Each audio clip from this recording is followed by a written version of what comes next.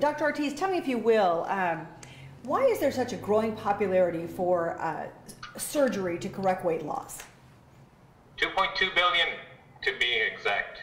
People in the world are overweight or obese.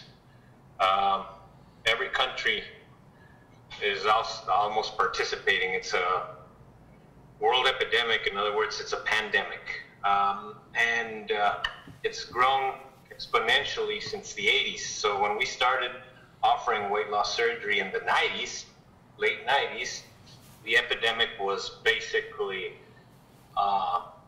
in its infancy. And it's grown dramatically. Now, several things have happened. In Mexico and in other countries, we have the ability to perform surgeries and use medical devices that take around almost a decade to get approved by the FDA in the United States. So that was specifically how I ended up being one of the pioneers in weight loss surgery with a gastric banding many years ago. And then I was hired by the company to do consulting and teaching in the US and Canada to all the different surgeons that wanted to learn it many years later after it was developed. So that has happened with medical devices, heart stents, et cetera. Now there's a new program where things are being fast-tracked, but that was one of the major contributors. The other one is that basically we're neighbors to the U.S. and our overhead costs are a lot lower than the U.S. So basically we share the same global standards of quality healthcare that the U.S. has in the rest of the world. So basically we can offer the same quality, but it's regarded by many patients as much more affordable, especially when the patient that's looking for weight loss surgery cannot get it covered by insurance, cannot expense it out of pocket, or simply, like it happens frequently with us, it's many patients just come to us because of our vast experience compared to the experience in many other centers internationally or abroad or the US and Canada. I was commenting on, we do around 1,500 cases a year. That basically puts it at around 7 surgeries to 8 surgeries a day every day. And most, over 95% of my patients are from the US, Canada, and the rest of the world. Less than 3% of my patients are from Mexico. That's interesting. Now, there are some who say surgery in Mexico. Tell me about the quality of care. What kind of standards? Are you meeting international standards? I know that your center is accredited. Here's the biggest thing. In order for somebody to be an expert in quality, it would take them years. And even at that, somebody that's an expert in quality, in order to be able to grade a center or the destination where they're going to decide on having surgery, is a big challenge. That's why internationally there are accreditation organizations like the Joint Commission that accredits hospitals in the US and internationally, Centers of Excellence in Bariatric Surgery Corporation, called Surgical Review Corporation,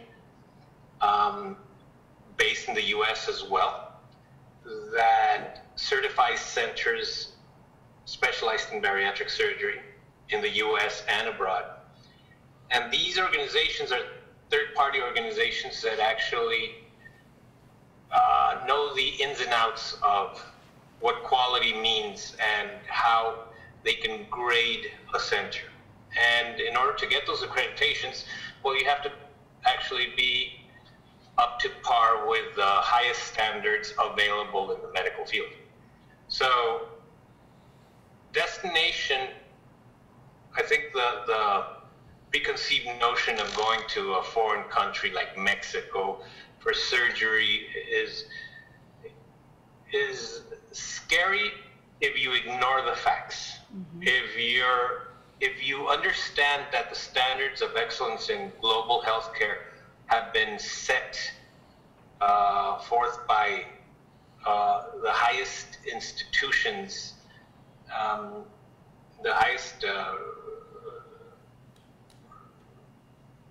the institutions that have the highest regard for quality and for safety, mm-hmm. then the destination is probably a far second factor. The most important thing is that the destination where you're going is accredited, just like you said.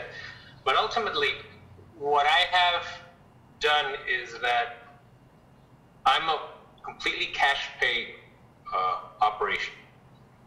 I'm not told by insurance companies what I can, what I can't do.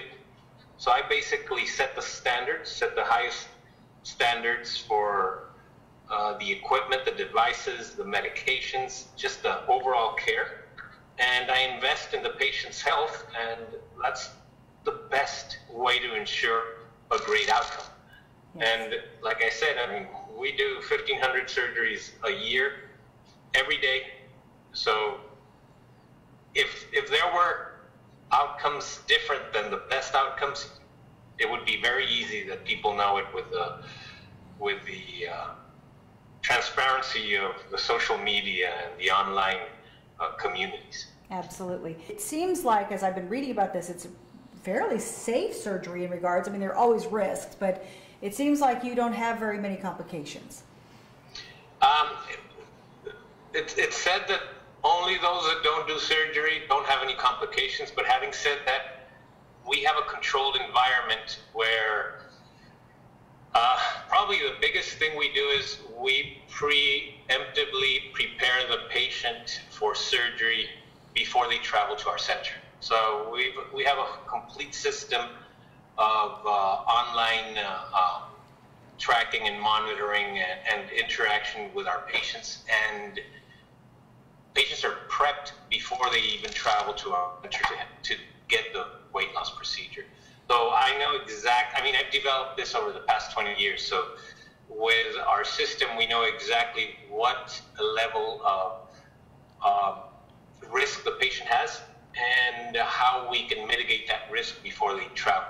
So ultimately, what I want to do is I want to have the best or ideal patient for weight loss surgery and do a quick, uneventful procedure. Usually our procedures are around 15, 20 minutes. Patients are out half an hour after the surgical procedure. They're back in the recovery area for another 30 minutes, and then they're back in their room in a couple of hours. They're walking around after the couple of hours, and they're sipping liquids, and I discharge them early the next morning to the hotel where they recover another 24 to 48 hours, and they travel back home.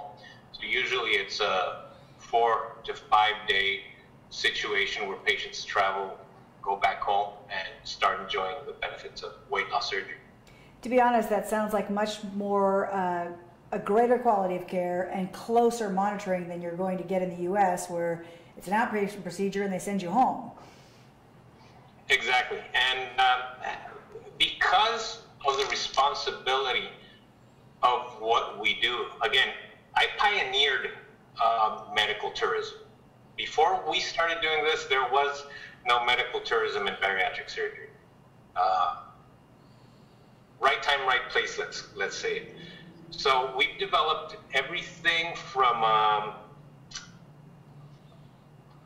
digital standpoint, where we have our smartphone app, we have our online platform where we track our patients, follow them, interact with them, and we also have the traditional ways to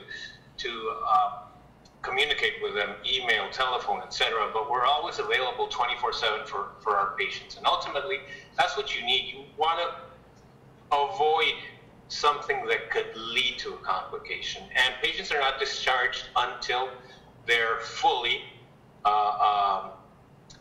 we're fully convinced that they're going to do well. And usually that's in the first 24 hours. So we do the discharge, then a couple of days after, we're going to do a barium swallow, which is an x-ray where we're seeing the integrity of the stomach, the new stomach that we created, and then we send them back home to recover completely. 3 days for normal activities, 3 weeks for strenuous exercise. Most patients are back at work before the week is up.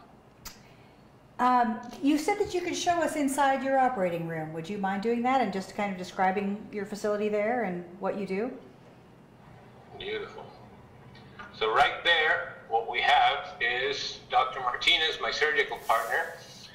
And then to his right is Dr. Rodriguez, another bariatric surgeon. We've got 4 bariatric surgeons here in our facility. And right now what they're doing is they are prepping the patient, because I'm going to walk into surgery in the next 10 minutes. And they are lifting the liver. So in order for us to see that, they're actually placing the trocars,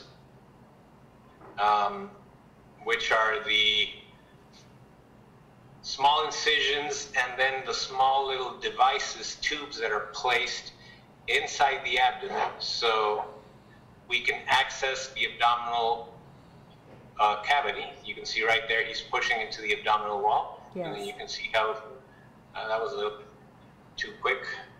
I'll show you in a second. That's all right. These are the trocars, or ports, where we introduce our instruments so we can work inside the abdomen without permitting the gas that we've inflated in the abdomen to escape. That's what laparoscopic surgery is called. So right now, he's holding the telescope and the camera. He's going to introduce it into the abdominal cavity, and that's what we're doing right now. And that's the stomach. You're seeing a beautiful, large stomach right there. That yellow stuff floating around is the abdominal fat. That's fascinating. Now, so how much of the stomach do you remove in the gastric sleeve surgery? Because the stomach is a muscular organ, it's difficult to precise, but it's around 70% of the stomach, maybe 80% of the stomach is removed. Mm-hmm. Does that alter depending on the patient? No, definitely not. We're using the law of physics. In other words, what we do is kind of like plumbing. So we can't leave a stomach that's too tight because things are going to back up, and we can't leave a sleeve that's too loose because it's half inflated and it's prone to failure. So it kind of is one size fits all, and it has to do more with the relation of the pressures inside the abdominal, not the abdominal, inside the stomach. Yes. Now, what is he doing there? So what we're doing right now is that he's separating part of the stomach from the curvature, which is basically the area where the stomach has ligaments all around it. So what we're so you can see what he's doing inside, and then so that's how we do surgery now. Watching a monitor. The monitor is to the right-hand side. Yes. My anesthesiologist is behind that monitor. She's adjusting medications, etc. Mm-hmm. And we have 2 bariatric surgeons on the left-hand side and the main surgeon performing the procedure right now. So I'm going to go back into the abdominal view. That is absolutely fascinating. Now, how much of the patient's weight, if they follow your recommendations post-surgery, can they anticipate losing? We don't see many failures, because the other thing that we do is, because we've been doing this so long, we actually give the patients a whole program. So we prep the patients for surgery from a nutritional standpoint, and what happens is that these patients are prepped from supplemented protein intake, even microbiota, in other words, probiotic situation because we want to establish a new health status on our patients. So science believes now that this world epidemic of obesity is being caused more by toxins in our food and killing off our intestinal bacteria than just overeating. So this is a multi-disciplinary approach where we prep our patients with protein intake, establish a new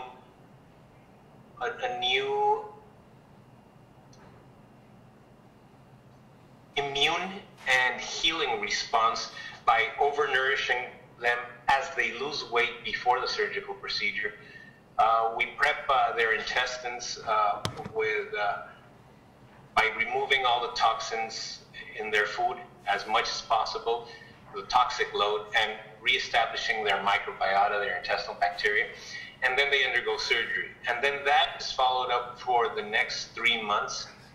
And typically it takes around 6 months for the intestinal bacteria to stabilize. So our patients in this program are going to lose around 70, 80, sometimes 100% of their excess weight without a problem. Like I said, I rarely see patients, and extremely rare, that didn't lose their desired weight with this procedure. All right, let's go back to you and final question, if you will, because I know you've got to get to surgery. What recommendations do you have as what's the best way to find a good surgeon, a good place to go, and have a good outcome? The Mexican government is cracking down on a lot of these mom and pop shops that have basically organizations that are opportunistic, and out of the over 1,000 centers offering bariatric surgery in Mexico, there's only 88 actual certified surgeons. So that's extremely important. So the biggest tattletale sign is price. Patients are usually one-time shoppers, so they can't be experts at looking for weight loss surgery. And when they're traveling abroad, it's very easy to trust a website that exaggerates their results and downplays the negative aspect of their, if they have anything published. But ultimately, price is a tattletale sign. If the price is too good to be true, usually they're cutting corners. And this, in turn, is going to have, best case scenario, I end up redoing these patients a year, 2 years, 3 years down the road because the procedure was done incorrect.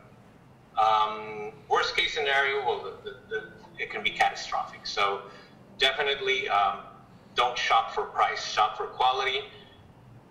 Trust third-party accreditations, which means that I can pat myself in the back all I want, but ultimately it's a professional organization, third-party organization that's going to vet my results and then say that we have been worthy of accreditation.